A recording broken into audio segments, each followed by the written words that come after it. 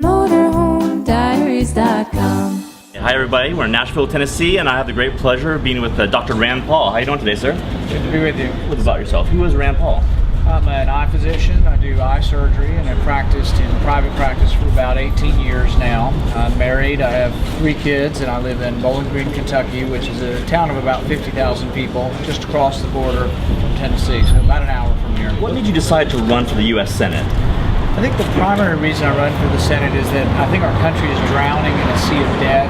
I think government's gotten away from the people. We need to grab hold of the reins of government and restrain what's going on. The deficit next year will be 13% of the gross national product. This is a historic high. And I think if we don't do something, we're in danger not only of losing our country, but maybe destroying our currency. Okay, and so tell us about your father's influence on you. Well, I've been knocking on doors since I was 11 years old, so I am familiar with politics. In the presidential race, I traveled to 10 states giving speeches for him.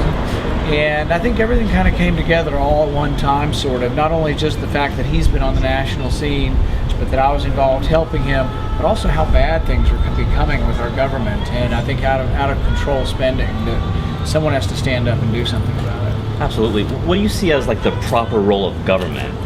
Well, I think the federal government should be restrained. You know, originally we had the Constitution that restrained the government. The government was only supposed to have enumerated powers, and there's only very few enumerated powers in the Constitution. We've gotten to the point where we're more of a raw democracy. It's sort of what Jefferson feared. Jefferson said, you know, democracy is nothing more than rule of the mob, where 51% of the people get to decide what the rights for the rest of the people are, and that's wrong. I mean, we have a constitutional republic where the government's supposed to be restrained, and if the majority wants to take away your private property, they can't do it because the Constitution is supposed to restrain the government. On your website, you talk about national sovereignty. But what do you think about individual sovereignty, the right to be able to opt out of a large oppressive government? Well, ultimately, you know, there's sovereignty of the individual, there's sovereignty of the state, and then there's sovereignty of a nation. And, you know, what the Constitution said was that those powers not given explicitly to the federal government remain with the states and the people respectively. So ultimately, yeah, to the people, you know, is where the rights begin. And, you know, the Constitution's not about granting you rights, it's about restraining government from taking your rights. So I think the budget is a big problem. I think turbulence is a big problem.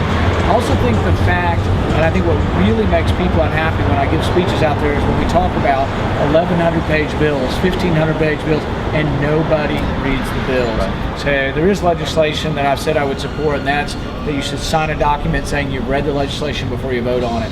That would put a stop to a lot of this. And you can have good legislation that's one page. They just don't do it because the lobbyists are the ones writing the bills. Right. Oftentimes you'll talk to your congressman, he'll say, I haven't seen the bill yet, and the lobbyists will already have a copy of it.